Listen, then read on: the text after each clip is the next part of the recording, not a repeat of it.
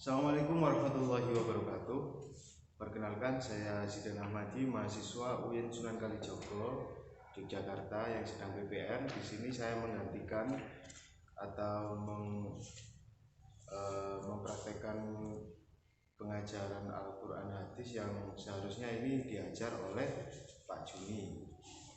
Ya, di sini saya menggantikan beliau untuk memberikan penjelasan tentang bab 1 di buku. Teman-teman bisa dibuka, anak-anak bisa buka buku yang kemarin saya bagikan di perpus, Al-Quran hadis bab 1 tentang Al-Quran dan hadis sebagai pedoman hidupku. Silahkan buka bab 1 halaman 1 ya. Oke. Sebelum mengawali pelajaran pada pertemuan pertama ini, mari kita awali pertemuan ini dengan bacaan basmalah bersama-sama. Bismillahirrahmanirrahim. Oke anak-anak, bab pertama yang akan saya jelaskan di sini mengenai Al-Quran dan hadis sebagai pedoman hidup umat manusia. Kita sebagai umat manusia, terutama umat muslim, kita memiliki satu pedoman hidup atau garis jalan atau pagar. Jangan sampai kita keluar dari pagar tersebut, jangan sampai keluar dari jalan tersebut, jangan sampai kita keluar dari pedoman yang telah ditentukan oleh Allah Subhanahu wa taala dengan agama Islamnya melalui Al-Quran dan hadis yang disampaikan oleh Nabi Muhammad. Pertama, mari kita simak pengertian Al-Quran dan hadis. Apa sih pengertian Al-Quran itu? Pertama, Al-Quran menurut bahasa. Menurut bahasa, Al-Quran berasal dari bahasa Arab qara'a yaqra'u Qur'anan. Boleh dibuka halaman 3 ya, biar nggak bingung sambil menyimak video.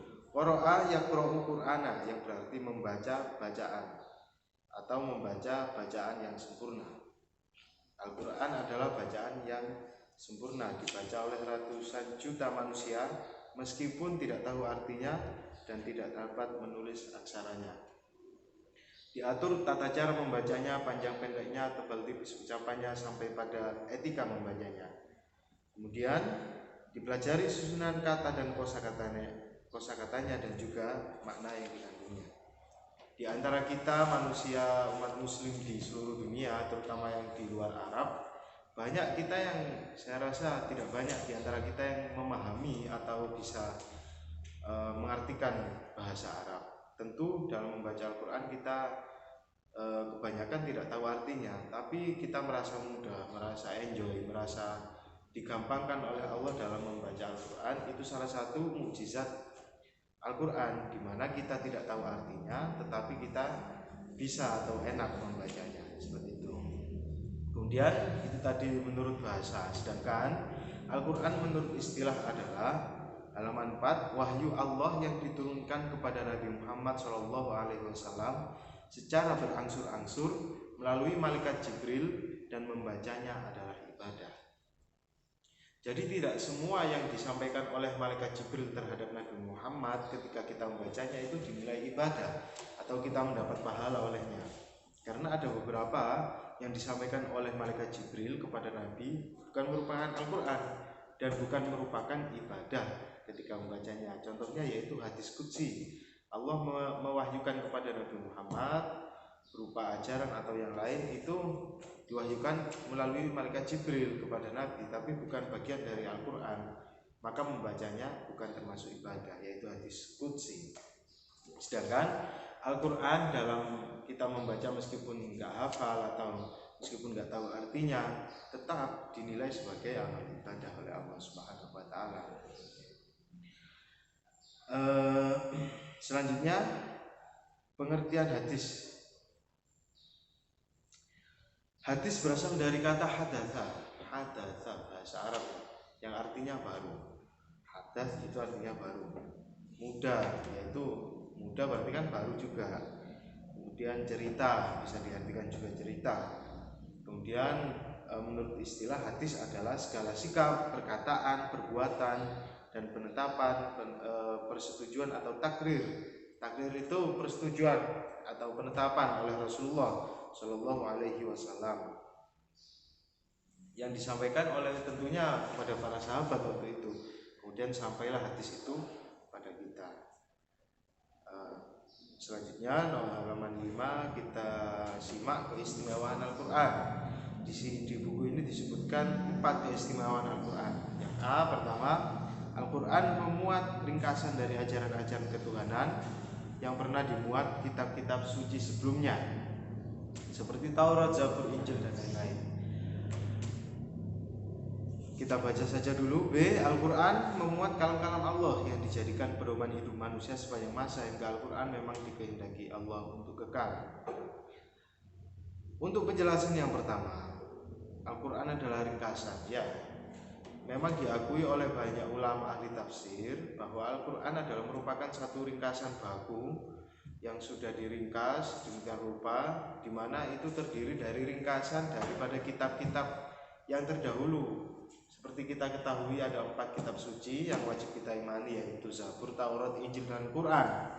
Nah, di sini Quran berisi tentang ringkasan-ringkasan ajaran-ajaran yang telah disebutkan di kitab-kitab sebelumnya, yaitu Injil, Zabur, dan Taurat.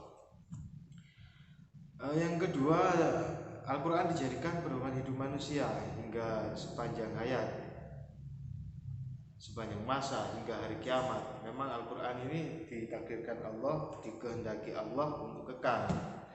Meskipun Al-Quran diturunkan 1400 tahun yang lalu, namun Al-Quran masih relevan atau masih pantas digunakan sampai kapanpun. Terbukti hingga saat ini nilai-nilai Al-Quran, ajaran-ajaran yang terkandung dalam Al-Quran itu tidak membuatnya lantas tidak pantas digunakan di zaman sekarang, meskipun sudah turun ketika 1400 tahun yang telah lalu. Al-Quran tetap bisa digunakan, tetap pantas digunakan, tetap harus digunakan hingga hari kiamat tiba. Selanjutnya, Al-Quran adalah sumber ilmu pengetahuan. Jadi seluruh fenomena yang terjadi di alam semesta ini, seluruh fenomena alam yang terjadi di alam semesta itu semua sudah ada dalam Al-Quran. Al-Quran sebagai ilmu pengetahuan. Jadi Al-Quran itu tidak pernah bohong. Al-Quran menyampaikan, di Al-Quran disebutkan matahari itu berjalan di lintasannya. Matahari berjalan di lintasannya, tidak pernah bergeser, waktunya selalu tepat. Itu yang dibilang Al-Quran. Dan di zaman sekarang, di zaman modern ini sudah terbukti bahwa memang matahari, tata surya, dan seluruh kejadian di alam semesta ini sudah ada garisnya, sudah ada jalannya, dan tidak pernah lekang dari waktunya.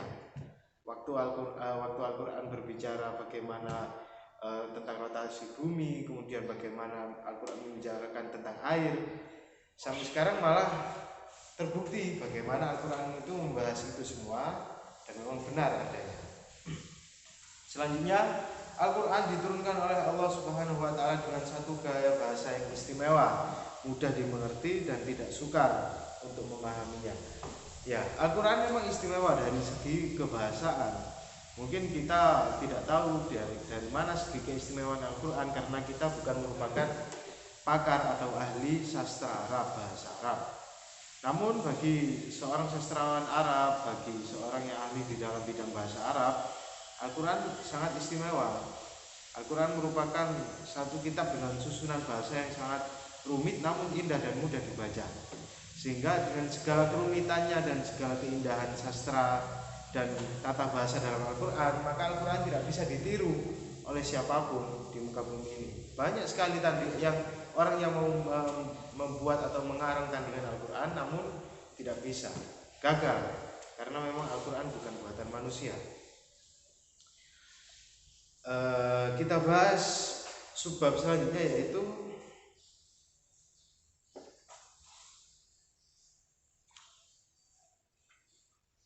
macam-macam hadis berdasarkan cara penyampaiannya. Di halaman 6, paragraf atas ya, halaman 6, hadis dibedakan menjadi 3. Di sini maksudnya hadis dibedakan menjadi 3, yaitu cara penyampaiannya. Bagaimana Nabi cara menyampaikan hadis itu? Kan tadi pengertian hadis sudah disinggung ya di subbab sebelumnya, yaitu bahwa hadis adalah perkataan, perbuatan atau ketetapan yang disampaikan oleh Nabi kepada para sahabat. Nah, di sini ada 3 cara penyampaian hadis. 3 macam hadis dari bentuk penyampaian oleh Nabi, yaitu pertama hadis qauli. Bagaimana itu hadis qauli? Hadis qauli adalah hadis yang diucapkan, disampaikan oleh Nabi melalui perkataan, melalui lisan Nabi. Hadis qauli itu hadis yang diucapkan. Jadi Nabi bersabda apa, kemudian para sahabat mendengar, maka ucapan atau perkataan atau sabda Nabi itu menjadi hadis. Yang kedua hadis fi'li. Apa itu hadis fi'li? Hadis fi'li adalah perbuatan-perbuatan Nabi Shallallahu Alaihi Wasallam yang sampai kepada kita melalui para sahabat. Jadi Nabi juga memberikan hadis, atau hadis juga terdapat beberapa yang merupakan perbuatan dari Nabi. Misal Nabi sholat, gerakan sholatnya seperti ini, takbirnya mengangkat tangan atau tidak mengangkat tangan, kemudian cara membaca Al-Quran seperti ini, atau cara berwudu seperti ini, Nabi mempraktekkan, kemudian para sahabat melihat, maka perbuatan atau praktek yang dilakukan Nabi itu bisa menjadi satu hadis yang menjadi pedoman. Yang ketiga hadis takriri. Hadis takriri adalah keadaan Nabi yang mendiamkan, tidak berkomentar, dan tidak menyanggah serta menyetujui apa yang dilakukan oleh para sahabat. Hadis takriri ini bisa dikatakan sebagai hadis ketetapan Nabi. Bagaimana itu? Ya misal seorang sahabat melakukan perbuatan sesuatu. Misal seorang sahabat berwudu, kemudian Nabi melihat proses wudunya sahabat itu tadi. Lantas Nabi tidak berkomentar, Nabi diam saja. Itu bisa diartikan Nabi menyetujui. Nah, persetujuan atau tindakan diamnya Nabi itu tadi bisa dikatakan sebagai hadis takriri. Yang terakhir kita bahas fungsi Al-Quran dan hadis. Satu, fungsi Al-Quran secara umum, yaitu sebagai sumber ajaran atau hukum Islam yang utama. Jadi segala hukum yang terdapat dalam Islam itu tidak boleh bertentangan dengan apa yang telah dikatakan atau difirmankan Allah dalam Al-Quran. Jadi ketika Al-Quran berkata A, maka hukum di bawahnya seperti hadis, kemudian fatwa para ulama juga harus A. Nggak boleh fatwa ulama berkata A tapi Al-Quran berkata B, itu bertentangan dengan hukum utama Al-Quran, yaitu hukum utama Islam, yaitu Al-Quran. Tidak boleh ya, harus sama dengan hukum utamanya. Kedua, sebagai konfirmasi atau informasi terhadap hal-hal yang tidak dapat diketahui oleh akal, seperti mukjizat. Mukjizat itu kan tidak masuk akal terkadang ya, tapi Al-Quran membahas itu, maka kita wajib percaya atau mengimaninya.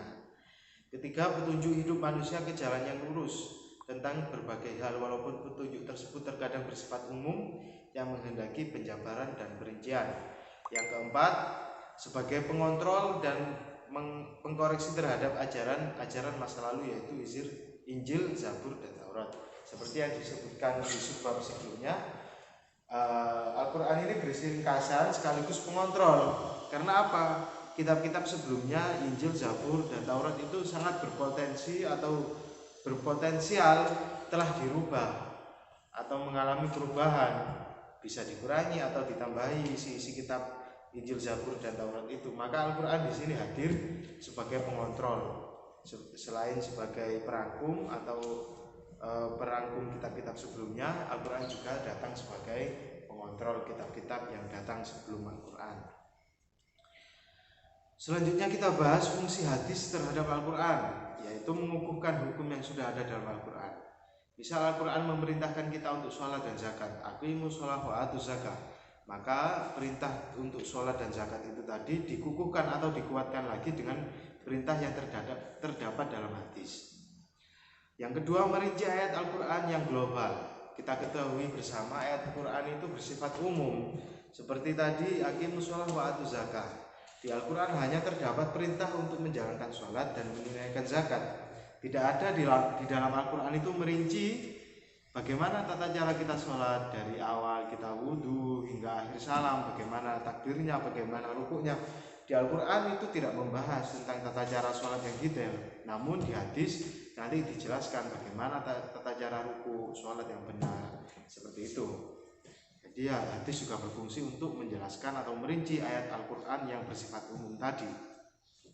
Ketiga, menetapkan hukum yang belum terdapat dalam Al-Quran. Kadang Al-Quran saking umumnya sulit dipahami, sehingga butuh hadis untuk menjelaskan ayat-ayat yang sulit dipahami tadi. Yang terakhir, membatasi keumuman Al-Quran. Bagaimana Al-Quran itu sangat umum ya, ayat-ayatnya itu bersifat sangat umum, maka dalam hadis itu ada hadis yang dapat membatasi keumuman ayat-ayat Al-Quran.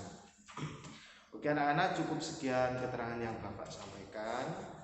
Nanti kurang lebihnya bisa ada pertanyaan, jikalau ada pertanyaan bisa ditanyakan di forum yang telah ada, bisa melalui saya atau Pak Juni juga bisa. Oke, sebelum saya akhiri pembelajaran pada awal materi ini, saya sampaikan tetap jaga kesehatan, tetap rajin cuci tangan dan gunakan masker ketika keluar rumah. Karena di kondisi seperti ini kita tidak tahu siapa yang sakit, siapa yang terjangkit, maka hanya kita yang dapat menjaga kesehatan diri kita sendiri. Untuk latihan soal nanti mungkin ke Pak Juni yang bisa menjelaskan bagaimana latihan soal yang harus dikerjakan. Saya kira cukup sekian, mari kita tutup pembelajaran hari ini dengan bacaan hamdalah bersama-sama. Alhamdulillahirrabbilalamin. Kurang lebihnya mohon maaf. Wassalamualaikum warahmatullahi wabarakatuh.